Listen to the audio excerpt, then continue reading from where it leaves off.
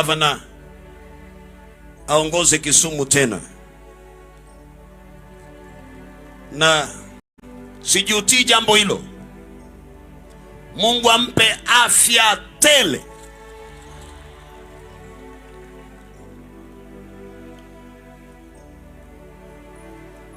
Miaka 20 iliyopita nilipitia hapa nikienda shuleni. Miwani Boys iko hapo mbele ya Kisumu ukienda Chemelin. Nilitoka huko around 23 years back or 24 years back. Na mimi Mungu atanipa neema ya kutembelea hiyo shule kabla sijarudi Mombasa.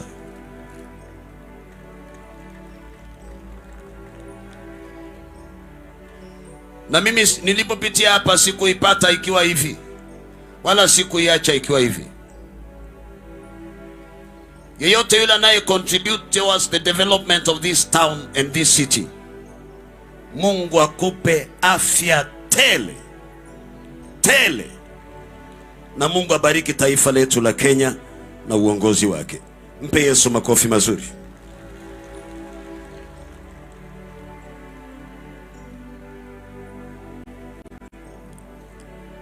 Number 2, we thank God for the peace in our country, and let us pray for peace in our country. When you see peace every day, it is like someone having food on the table every day. But the day you will lack food for 2 to 3 days, you will know how food is important. Let us pray for the prosperity and the peace of our country. And may God bless Kenya in Jesus' name. Now the book of Exodus chapter number 7 from verse number 8. Exodus 7 verse 8. Tunapoanza mahubiri, naomba kama kuna mchawi kwenu mwandikie message. Mwambie Ezekiel akupendi na atakuombea siku hizi 3 ukufe fafe fifofu.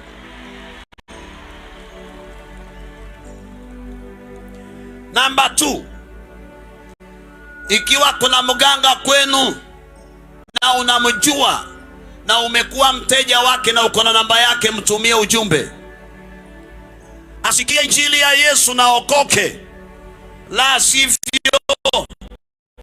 nitamkusanya pamoja na mchawi wote waende na walale vibaya kwenye makaburi yao.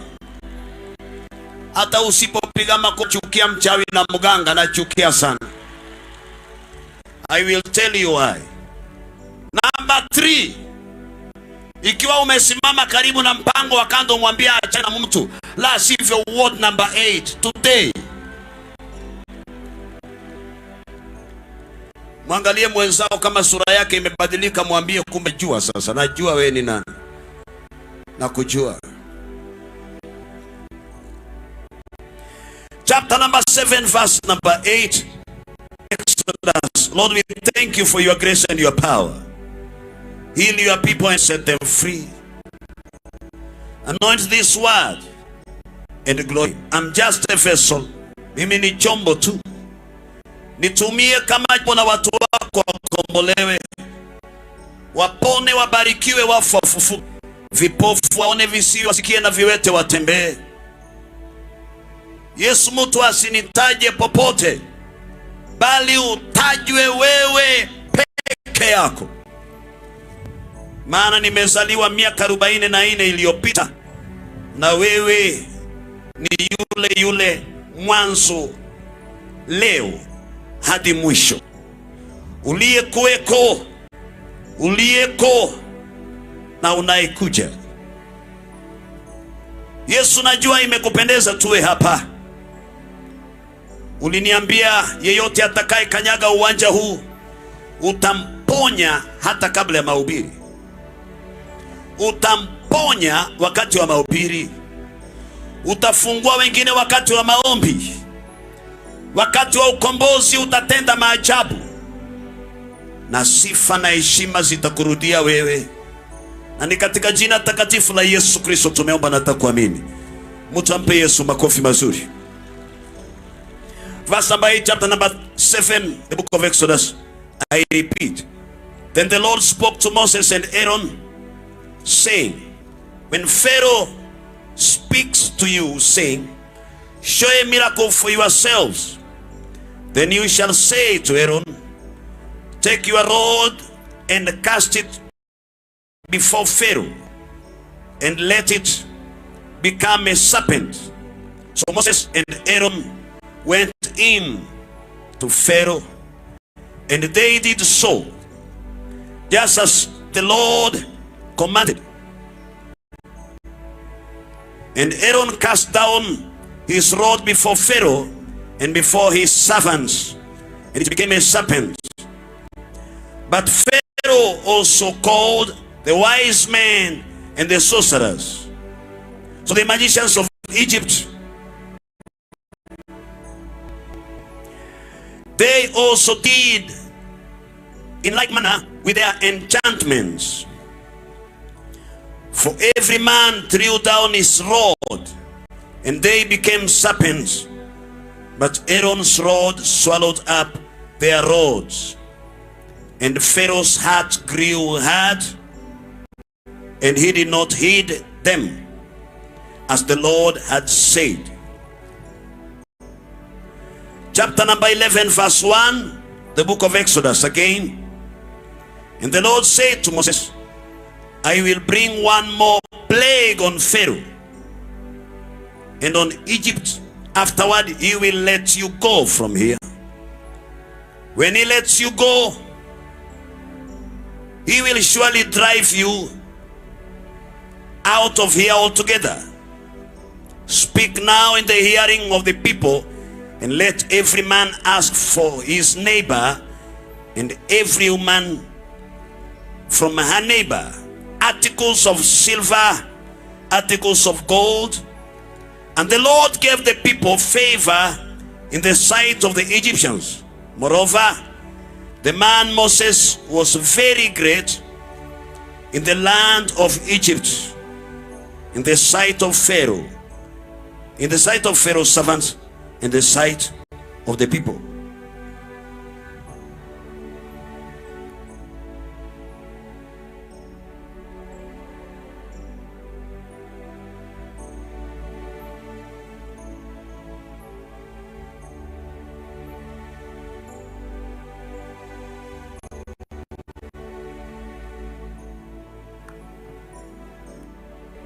Asifiwe Yesu. Natamani unisikize kwa makini, sababu tuko hapa na siku tatu. Siku moja nilienda Malindi Crusade, nikiwa ninahubiri, kijana mmoja aliketi mbali sana, na akiwa mbali, siku ya kwanza, siku ya pili, siku ya tatu, alikuwa na Biblia ndogo kwa mfuko wake wa kulia, na mfuko wa kushoto alikuwa na irizi. Kila siku nilipokuwa nahubiri, alikuwa na keti mbali ananisikiliza. Wakati naita watu kuokoka ama kutoa sadaka, wakati huo angemtolea Mungu shilingi 10, na anarudi nyumbani na Biblia yake ndogo na irizi kwa mfuko wa kushoto. Kuna pastor ambao nilimkabidhi huyo kijana alipookoka. Huyo pastor ako hapa. Sasa day 1, day 2 and day 3, kijana huyo alikuja kumsikiza mhubiri mwembamba ambaye ako na sauti na achoki. Every day he went home happy from the crusade, and still akiwa na irizi kwa mfuko wake wa kushoto. Day 4, moto ukaanza kuwaka kwa mfuko wake wa kushoto, akashikwa na wazimu, akakimbia akapiga speakers. Zilikuwa pale katikati, sijui kwa nini speakers zetu za katikati hazijapandishwa. Ninaona watu wamesimama, ni kama wamesimama juu ya speakers, sijajua ni nini. Akashikwa na wazimu. Nikamuita baada ya kumwombea day 5, nikamkabidhi kwa yule pastor. Kijana huyu aliniambia, pastor, mimi irizi kwa mfuko wangu wa kushoto ulianza kuwaka moto wakati wako wa deliverance. Kijana aliokoka akarudi kwao. Baada ya siku kadhaa, miezi 6, akiwa kwa wokovu Malindi Muyeye, babake akamuuliza, mbona siku hizi hauendi kwa yule mganga wetu? Akamwambia, baba, nimeokoka. Baba akamwambia, umekuwa chizi. Unajua kule Mombasa chizi fresh ni mtu ambaye akili zake ziko off, ziko on. Ni kama ni mwenda wazimu, ni kama si mwenda wazimu. Umekuwa chizi. Wakamchukua wakamregesha kwa mganga, akapewa irizi tena ya pili. Hakuacha Biblia ndogo na hakuacha irizi, maana kwao uganga ni huduma, na ndani ya moyo wake anatamani Yesu Kristo. Baada ya kufuata ushauri wa baba, 2 months later hakuonekana kanisani. Yule pastor akatafuta kijana kumwona. One of the Sundays akitoka ibada, nasikia kuna kijana amejinyonga katika mto Sabaki. Kuna bridge, kijana alienda na kamba akajifungia kamba kwenye chuma ya bridge huo mto Sabaki. Ndio basi moja ilianguka wakati wa Moi, hata Moi akaenda huko wakaibadilisha ikaandikwa Moi Bridge. Kijana akajinyonga. Walipokuwa wanatoa kamba wakimvuruta wamtoe, wanaangalia mfukoni waone kama kuna kitu, iwe ni note iko kwa mfuko ama ni kitu gani ameacha. Wakiangalia wanapata kijana alikuwa na note 2. Moja Biblia ndogo ya New Testament na Psalms na Proverbs. Upande wa kushoto ako na irizi. The young boy died. Si kwamba hakusikia injili, alisikia injili 2. Injili ya uganga ya babake na akaacha injili ya Yesu Kristo. Wakati alipokea injili ya Yesu Kristo 6 months, alikuwa free from the spirit of death. Lakini alipofuata injili ya uganga, alimaliza miezi 2 akafa. Naomba leo ufanye uamuzi, upokee injili ya Yesu Kristo, uishi hadi uzeeni katika jina la Yesu Kristo aliye hai. Hiyo ni mojawapo ya sababu inanifanya sipendi mganga, sipendi mchawi, sipendi mpango wa kando. Hiyo niachie, nitakuelezea katikati ya mahubiri. Tuongee kuhusu habari iliyonileta mahali hapa. Mtu anayeitwa Musa alienda kuokoa wana wa Israeli. Musa alimuuliza Mungu, mimi tu niende kuokoa watu dhidi ya Farao? Pharaoh is a king, but I'm just an educated young man. In fact, Musa alikuwa amezeeka tayari, alikuwa na miaka 80. Anasema mimi sina ujuzi. Hawa watu wanaleta viti kwa uwanja. Mkutano wa Ezekiel huwa hakuna viti. Hizo viti vitavunjika vyote na msinidai. Wakati wa deliverance vitavunjika vyote na msinidai. Hata huku kwangu hakuna viti, mimi mwenyewe sikai kwa viti. Hii kusaidia ya wakubwa, hii ni ya mkubwa Yesu Kristo. Hii si ya yule ambaye amekuja kuona pastor mwembamba ama pastor mzuri ama the most powerful pastor. Ni yule ambaye amekuja kuona Yesu Kristo. Shout hallelujah! Mwangalie mwanzo kama ameketi kwa kiti, mwambie wangwana wako nyumbani wana watch kwa TV. Mwambie hata kama amekasirika, mwambie wangwana wako nyumbani wako kwa televisheni. Alafu mwambie hapa kuna bishop, hapa kuna wainjilisti peke yao. Mtu aseme haleluya.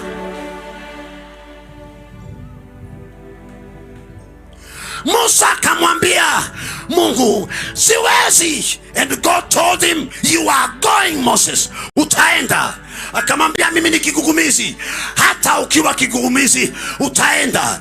Farao alikuwa na jeshi, lakini Musa alikuwa na nguvu za Mungu. Amen. Amen. Kile ambacho Musa hakujua ni kwamba kifungo cha Waisraeli hakikuwa kifungo cha mfalme dhidi ya subjects. Ilikuwa ni kifungo cha wachawi wa Misri. Wamekamata Waisraeli for over 430 years. 430 years.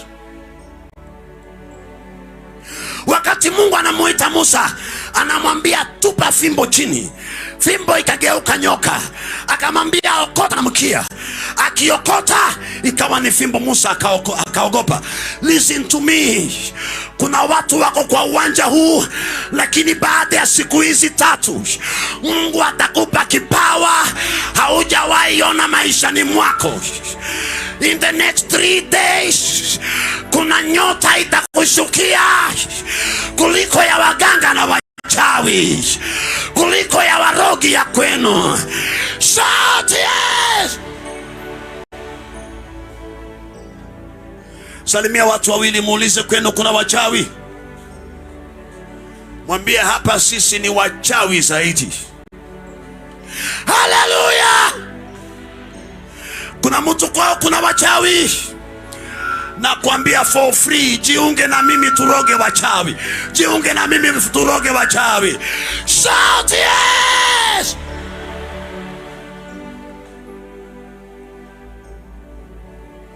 Wacha tuende pole pole. Watu wa Kisumu wanasema mos. Tuende mos. Amen. Musa kujua Waisraeli hawajafungwa na mfalme. Mfalme kiongozi ako na wachawi wanaotembea na fimbo, na hizo fimbo hugeuka nyoka wote. Hapo ndio nampendanga Yesu sana. Siku moja nilimwambia mshirika wangu, akiniambia pastor, kuna mtu amechukua bwana wangu. Unajua mimi napenda Yesu Kristo, napenda nguvu za Yesu Kristo, napenda sana. Yesu ni mzuri sana. Yesu ni mzuri sana. Na hii story nimeisema kila mara. Nikamwambia nenda umwambie aliyechukua bwanako, mimi si pastor mzuri, nitaomba ombi moja, Yesu atamtandika mpaka afikirie mimi sijaokoka. Hey!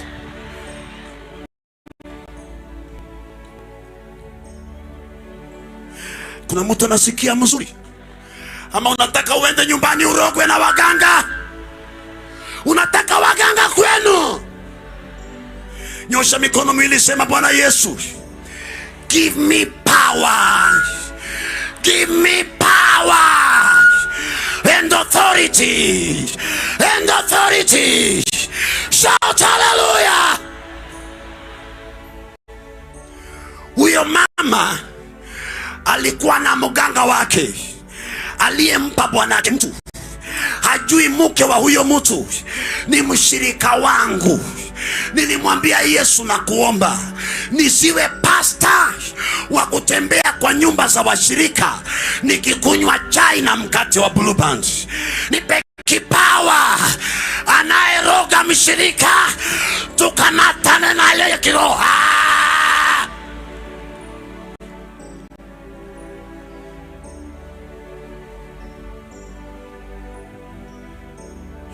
Nikamwambia mama, mwambie mpango wa kando, out of that house. Mpango wa kando. Akamwambia nenda mwambie pastor wako ni kamutu kembamba hivi, tutakashika tutakavunja hako ka pastor Ezekiel ni kembamba, tutakavunja. Kiuno chake ni kembamba tu. Ndiyo, kiuno changu ni kimbamba, lakini kuna chuma hapa, steel iko hapa, Yesu Kristo.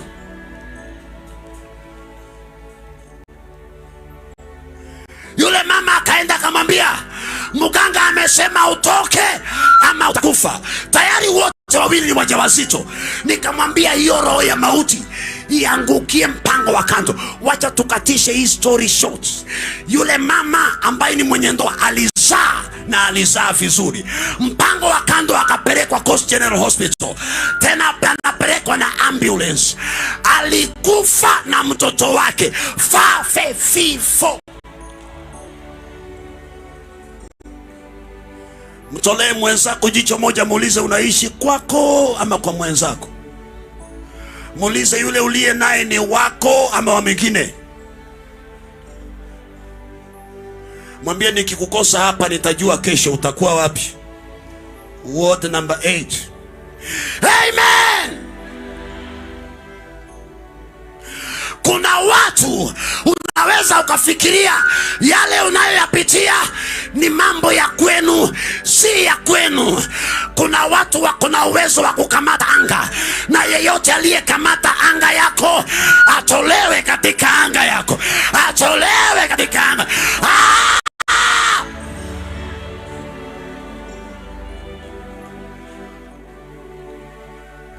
Mungu akamwambia Musa, you will go with this rod. Utaenda na hii fimbo, ukiangusha itageuka nyoka. Musa hakujua ya kwamba wa Misri ndio wachawi waliowakamata na fimbo zao. Na kuna watu ambao wanafikiria maisha wanaoishi ni ya kwao. Pastor, unajua mimi mamangu hakuolewa, nyanyangu hakuolewa. I don't care. Nyota ya Bwana itakushukia na hiyo roho itangolewa. Ufanye harusi haijawahi onekana kweli.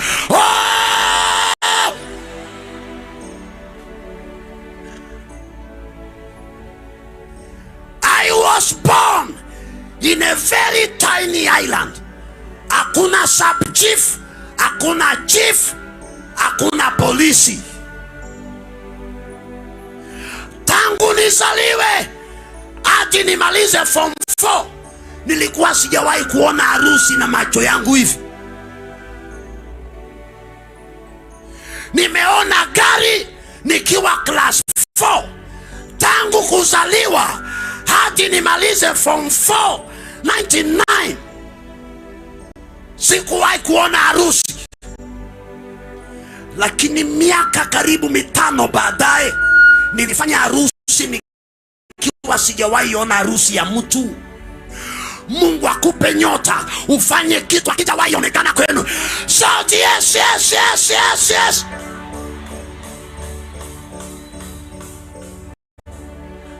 Amen. Kuna mtu anaamini injili hii? Kuna mtu anaamini injili hii? Nguvu za Mungu zikushukie ufanye kitu nyumbani hakijawahi onekana. Wachawi waangalie nyumba uliojenga, wote wahame. Amen. Kila siku nakuuliza, kwani sisi tumetoka wapi? Hatukuzaliwa hivi, hatukuzaliwa hivi.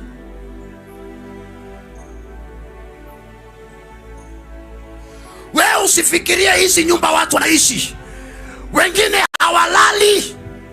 Sura namba ngapi? Sura namba ngapi? Figa namba ngapi? Shape namba ngapi? Elimu namba ngapi? Ndoa namba ngapi? 0. Muulize mwenzako, na hii sura na shape pamoja na rangi unayondoa, mwambie kama hujaolewa utaolewa leo baada ya ibada hii. Haleluya!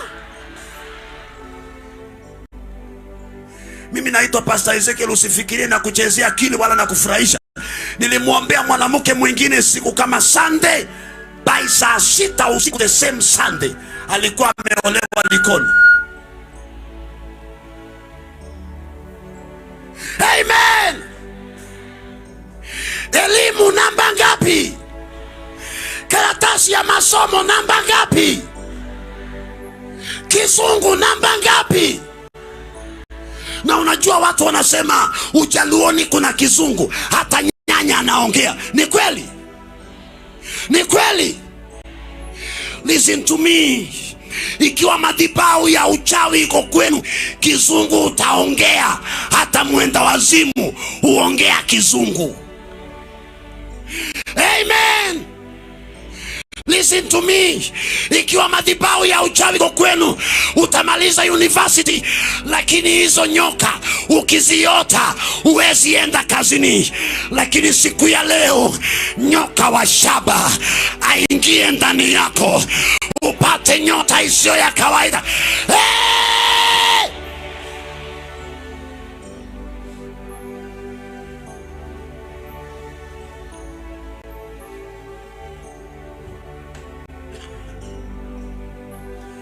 Pale nimezaliwa niliambiwa kuna wachawi.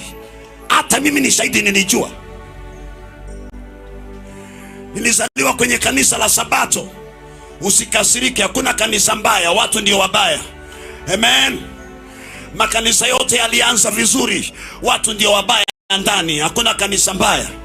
Uende Catholic, uende Seventh Day, uende Sixth Day, uende Eighth Day, makanisa yote yalianzishwa na nia nzuri, wanadamu ndio wabaya. Haleluya. Mwangalie mwenzako, mwambie kanisa lenu ni nzuri. Niliona watu wakiugua, wakifa, na hatukujua shida ni nini. Siku moja nikienda Mombasa, mama akaniambia, mwanangu, nimesikia umenunua gari. Ukija usije na gari, number one.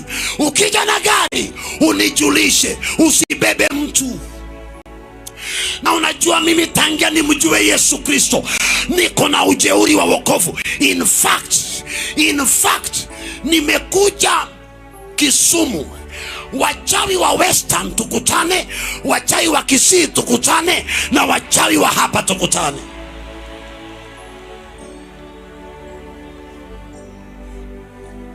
Na kama wako sauti hizi ziko tele, wanitafute kwa vio vyao.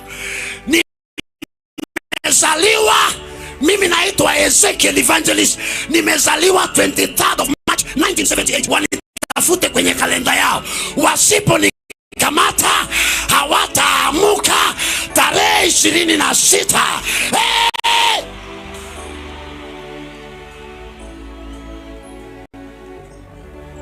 Salimia watu watano, mwambie usiogope bwana, tunazaliwa mara moja na tutaishi. Mwambie unazaliwa mara moja.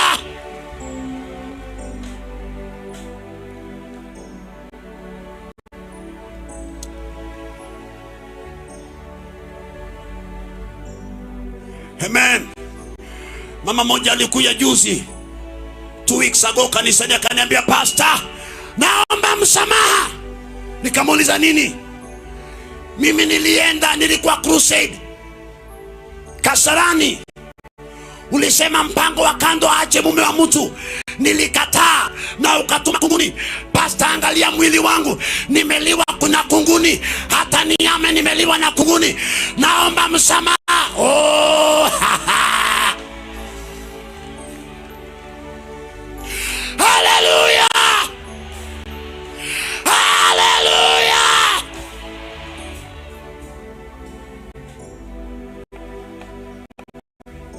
Tutume kunguni kwa mtu, tutume kunguni kwa nyumba ya mtu.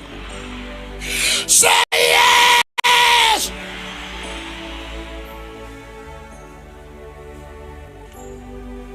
Alirudi kuomba msamaha. Mwingine aliniambia, Pastor Ezekiel, wewe si pastor, unaombea watu wanaliwa na kunguni na mende. Nikamwambia, listen to me, Mungu wa Musa haja kufa.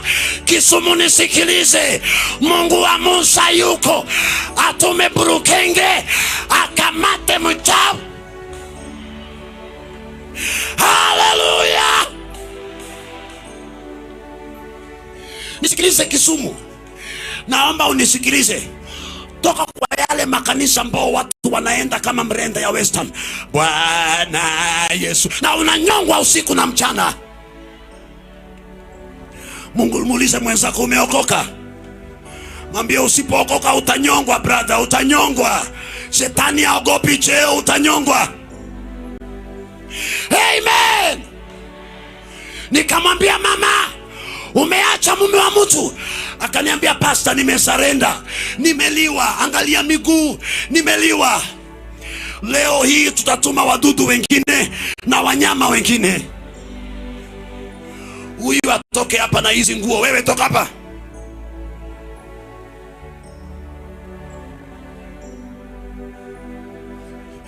Kwa hizi siku 3 mimi sikuja hapa kwa uzuri dhidi ya mchawi na mganga na mpango wa kando. Sina uzuri na hao watu watatu.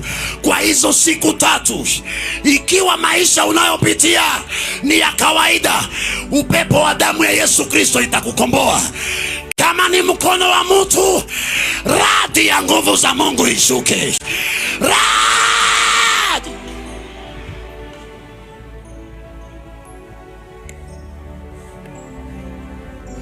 Kuna watu nasikia ni waenda wazimu kule, na wengine nasikia ni walemavu. Hakika, I'm telling you the truth, nyoka wa shaba ambaye ni Yesu Kristo atatembea kwa uwanja. Wengine watainuka, watatupa wheelchairs, wengine watatupa crutches, wengine wazimu itatoweka, wengine kansa itayayuka, wengine arthritis itatoweka, wengine on Monday watapata messages kwa simu, wanaingia kazini. Hey!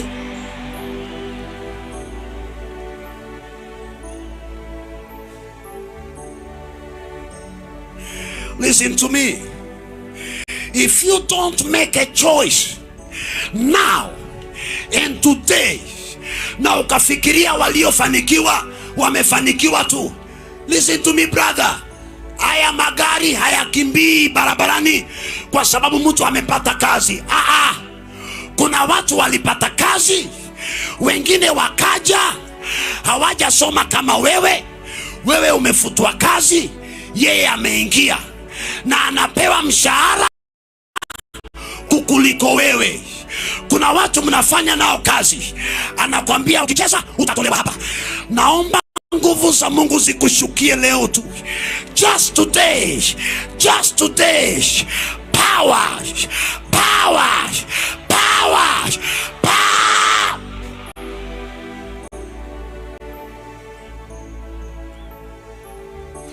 Injili ya Yesu Kristo sio maneno matupu. Mimi mke wangu alikuwa azai, mimi nilikuwa sizai. Empty. Empty inamaanisha hakuna nguvu za kiume. Sijui kama unajua kitu kinaitwa hakuna nguvu za kiume. Sio kwamba ziko na uwezi za hakuna. Empty. Na nimefanya harusi na kuna nguvu za kiume. Na wewe ni kijana. Yesu ni mzuri sana. Leo niko na watoto na tumeanza kuzaa wengine, hivi karibuni mtawaona tena wanazaliwa tu. Nimemwambia mke wangu leo unaanza kuzaa wengine.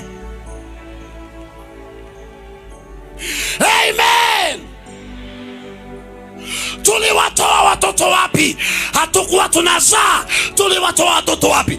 Ufunguliwe leo mpaka mchai wa kwenu aone ukiwa unaingia nyumbani, aseme si wewe, si wewe, si wewe. Hey!